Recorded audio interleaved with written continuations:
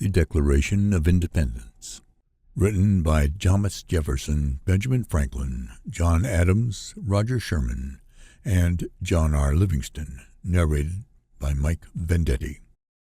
The Declaration of Independence in Congress, July 4th, 1776. The unanimous declaration of the 13 United States of America.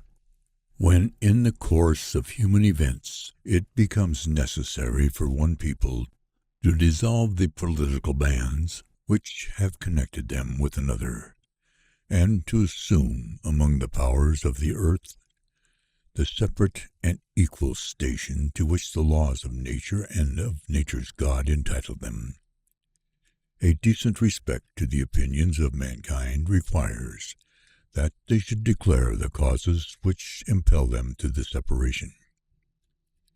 We hold these truths to be self-evident, that all men are created equal, that they are endowed by their Creator with certain unalienable rights, that among these are life, liberty, and the pursuit of happiness, that to secure these rights, governments are instituted among men, deriving their just powers from the consent of the governed, that whenever any form of government becomes destructive of these ends, it is the right of the people to alter or to abolish it, and to institute new government, laying its foundation on such principles and organizing its powers in such form as to them shall seem most likely to affect their safety and happiness.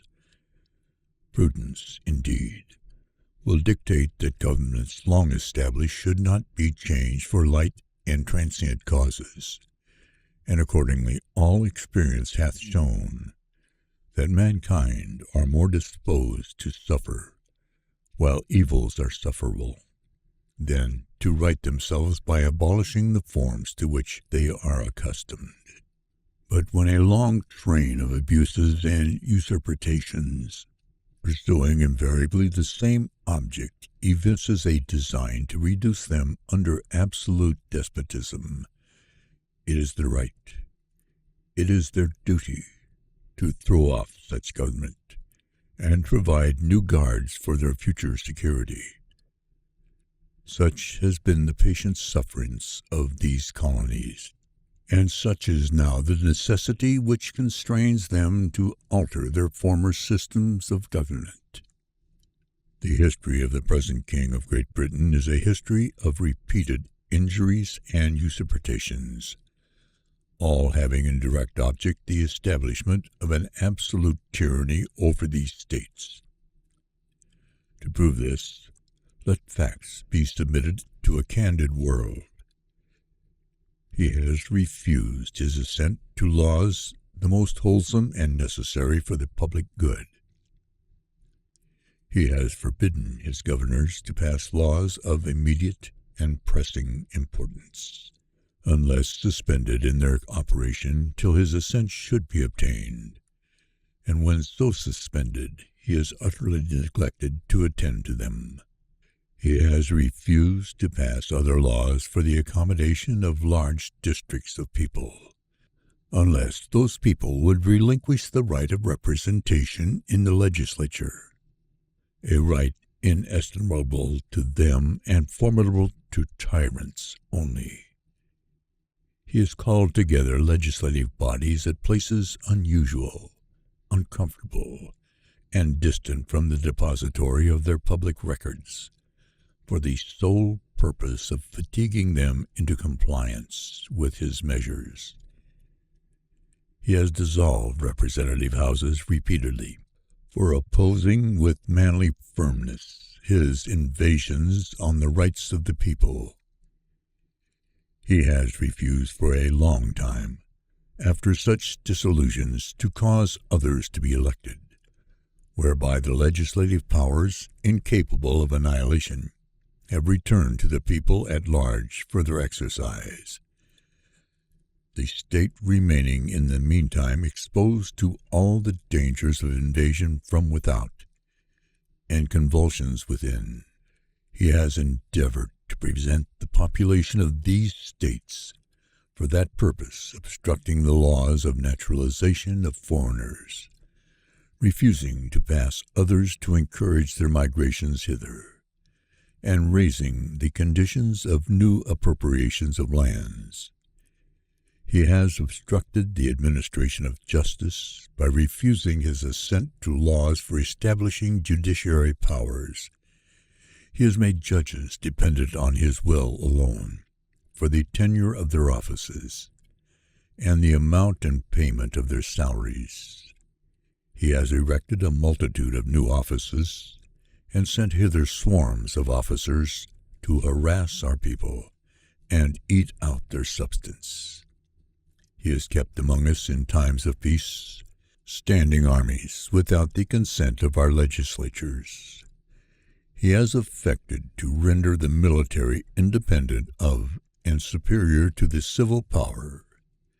He has combined with others to subject us to a jurisdiction foreign to our Constitution and unacknowledged by our laws, giving his assent to their acts of pretended legislation, for quartering large bodies of armed troops among us, for protecting them by a mock trial from punishment for any murders which they should commit on the inhabitants of these states, for cutting off our trade with all parts of the world, for imposing taxes on us without our consent, for depriving us in many cases of the benefits of trial by jury, for transporting us beyond the seas to be tried for pretended offenses, for abolishing the free system of English laws in a neighboring province, establishing therein an arbitrary government, and enlarging its boundaries so as to render it at once an example and fit instrument for introducing the same absolute rule into these colonies, for taking away our charters, abolishing our most valuable laws, and altering fundamentally the forms of our governments, for suspending our own legislatures and declaring themselves invested with power to legislate for us in all cases whatsoever. He has abdicated government here by declaring us out of his protection and waging war against us. He has plundered our seas, ravaged our coasts, burnt our towns, and destroyed the lives of our people. He is at this time transporting large armies of foreign mercenaries to complete the works of death, desolation, and tyranny, already begun with circumstances of cruelty and perfidy, scarcely paralleled in the most barbarous ages, and totally unworthy the head of a civilized nation. He has constrained our fellow citizens, taken captive on the high seas, to bear arms against their country, to become the executioners of their friends and brethren, or to fall themselves by their hands. He has excited domestic insurrections amongst us, and has endeavored to bring on the inhabitants of our frontiers, the merciless Indian savages, whose known rule of warfare is an undistinguished destruction of all ages, sexes, and conditions. In every stage of these oppressions we have petitioned for redress in the most humble terms. Our repeated petitions have been answered only by repeated injury. A prince whose character is thus marked by every act which may define a tyrant is unfit to be the ruler of a free people. Nor have we been wanting in attentions to our British brethren. We have warned them from time to time of attempts by their legislature to extend an unwarrantable jurisdiction over us. We have reminded them of the circumstances of our emigration and settlement here. We have appealed to their native justice and magnanimity, and we have conjured them by the ties of our common kindred to disavow these usurpations, which would inevitably interrupt our connections and correspondence. They, too, have been deaf to the voice of justice and consanguinity. We must, therefore, acquiesce in the necessity which denounces our separation, and hold them as we hold the rest of mankind. Enemies in war, in peace, friends.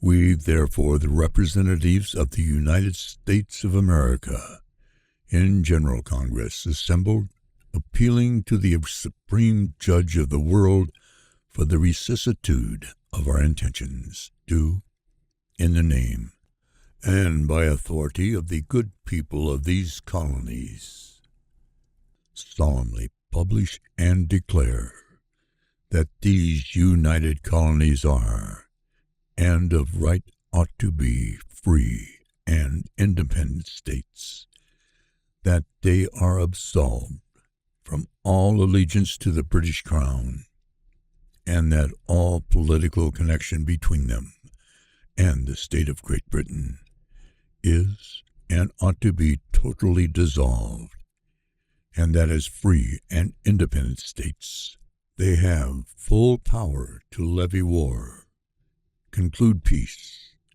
contract alliances, establish commerce, and do all other acts and things which independent states may of right do. And for the support of this declaration, with a firm reliance on the protection of divine providence, we mutually pledge to each other our lives, our fortunes, and our sacred honor. This has been the United States Declaration of Independence, written by Thomas Jefferson, Benjamin Franklin, John Adams, Roger Sherman, and Robert R. Livingston.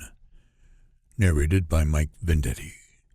Production copyright 2025 by Mike Vendetti Productions.